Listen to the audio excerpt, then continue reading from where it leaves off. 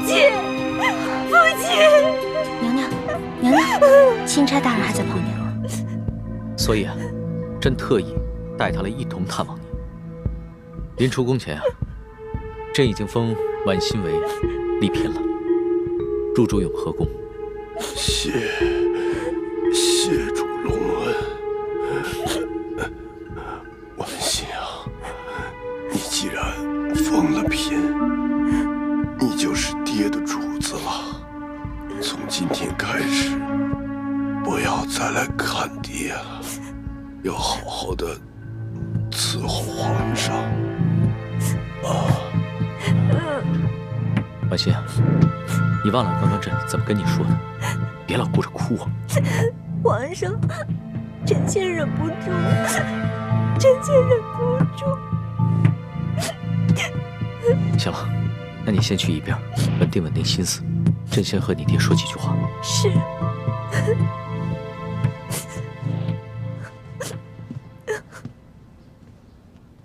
说爱卿，朕这一次千里迢迢赶来，一是为了核实你密奏中的几件大事，第二是为了亲自调查你御赐，你到底是被谁所赐？为什么他们要行刺于你？他们是不是因为知道你给朕上了密奏，想要灭口？不是灭口，是想要金钥匙。此刻身手非凡，绝非普通劫匪，是臣拼死保护金钥匙，才被打成了重伤。那你这么说的话，凶手应该已经知道了金钥匙的秘密。你能不能认得出来，他们的身手到底是出自哪里？不知道，臣只知道，在事发的前一天晚上，平西王府秘密的派了个人来。帅卿，婉心，快倒水来。是。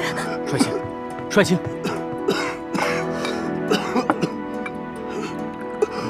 帅卿，你先缓过这口气再说。爹，来，喝口水来，小心。再来一口。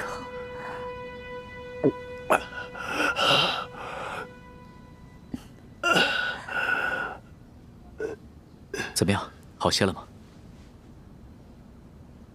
你刚刚说的平西王，平西王派谁来？派他来做什么？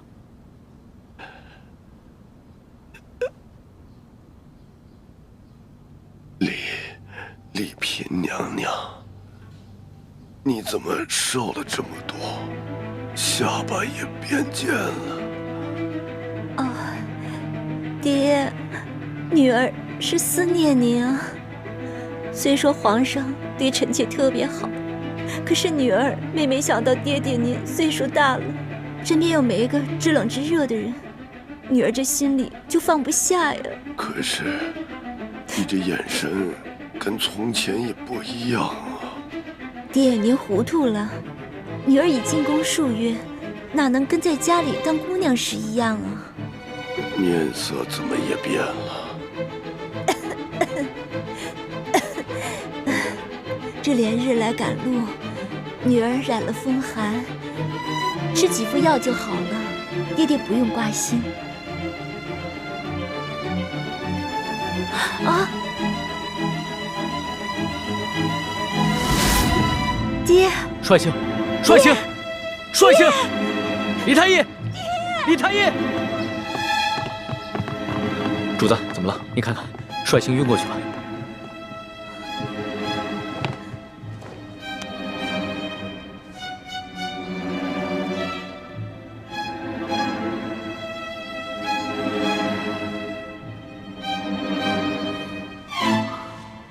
主子，舒大人的脉象很不好，只怕随时都可能。啊！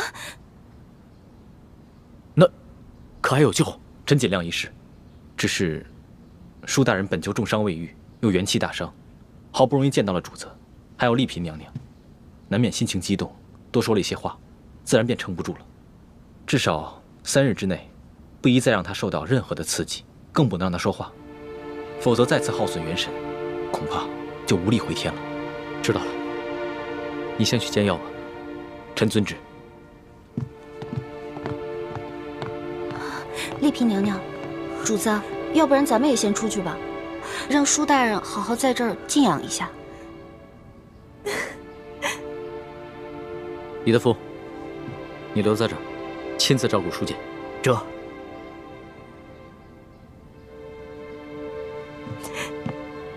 走吧。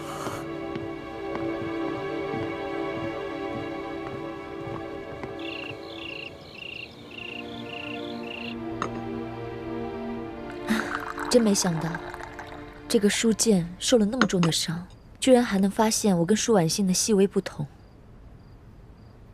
多亏我在他的水里下了迷魂药，把舒剑迷晕了。婉欣，快到温水了。是。舒婉欣，舒婉欣。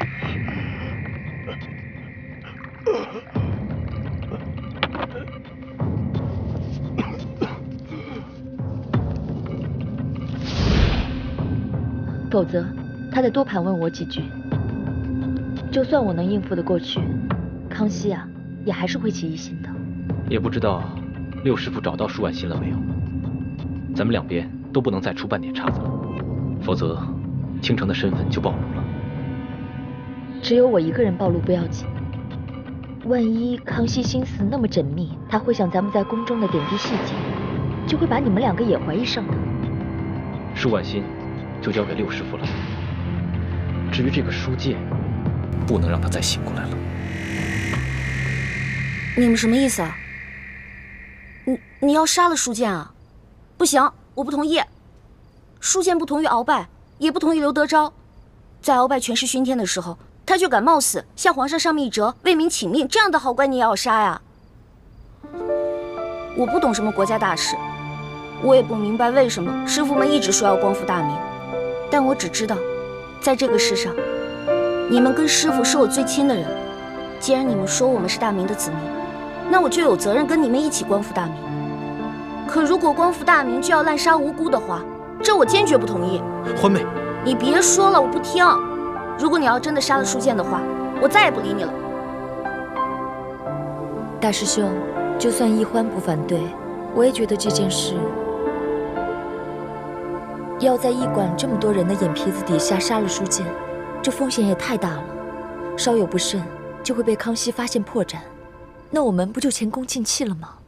那这样吧，我试着给舒剑的药中加入少量扰乱心神之药，让他暂时丧失神智。等将来风平浪静了，我再帮他恢复神智。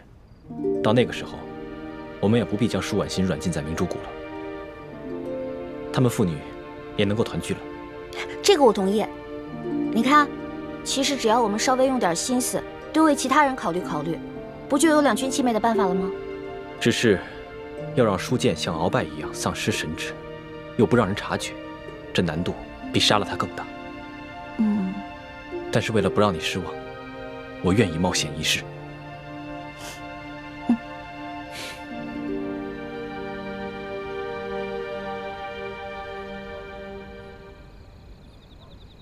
二公子，本钦差听舒大人说，就在案发的前一晚，平西王爷曾经派人来找过你。不错，事发前一晚，我父王确实派人来找过我，只因为我等刚出云南境内，就遭遇了一股劫匪，不仅我父王进贡的一些云南特产，还有一些值钱的财物，全都被劫匪给劫走了。哦，我父王十分震怒，所以就派人过来追问详情。我与石副将把情况禀报清楚之后，他们就返回滇都去复命了。怎么了？龙大人有什么疑问吗？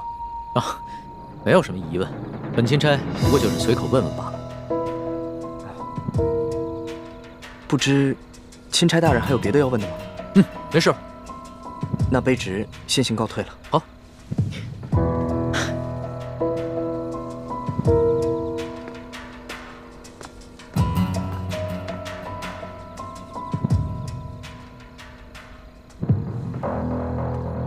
这吴应奇遇到舒剑之前，确实遭遇过劫匪，他们也向朝廷禀报过，所以我才会派舒剑护送他们进京。只是这平西王派人来，难道真的只是为了一些无关紧要的财宝吗？你怎么看？主子，您是不是怀疑这刺杀舒总兵的刺客和平西王有关。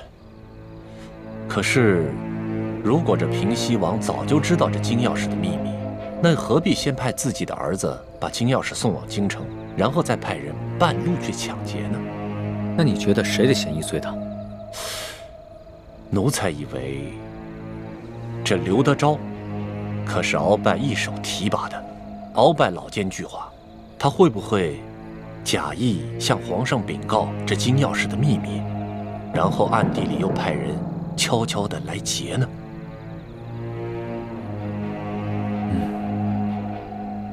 主子，主子，书监大人他没了。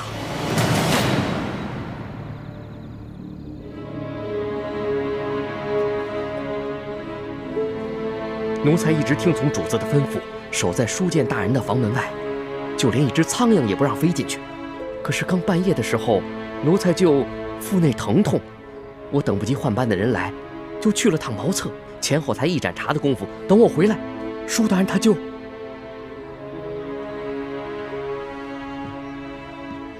人还是软的，确实刚刚过去。父亲，父亲，父亲！娘娘，娘娘，钦差大人还在旁边呢。爹，父亲。李太医，晚饭之前我还跟你探望过书监，当时他的脉象不是一直很平稳吗？当时确实有所好转，只是不知怎么突然就……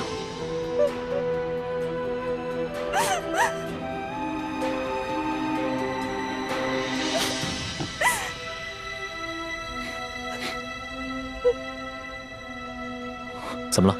有什么发现吗？舒大人身上有一股辽山参的味道，但是卑职所开的药方中并无此物。辽山参，此药有毒吗？此药无毒，但舒总兵重伤之下命在旦夕，此时用大补之药，反倒成了他的催命符。所以你的意思，舒大人是被毒死的，是吗？可以这么说。舒大人冒死为民请命，如果还有人毒害他，那这个人就是是非不分、丧心病狂了。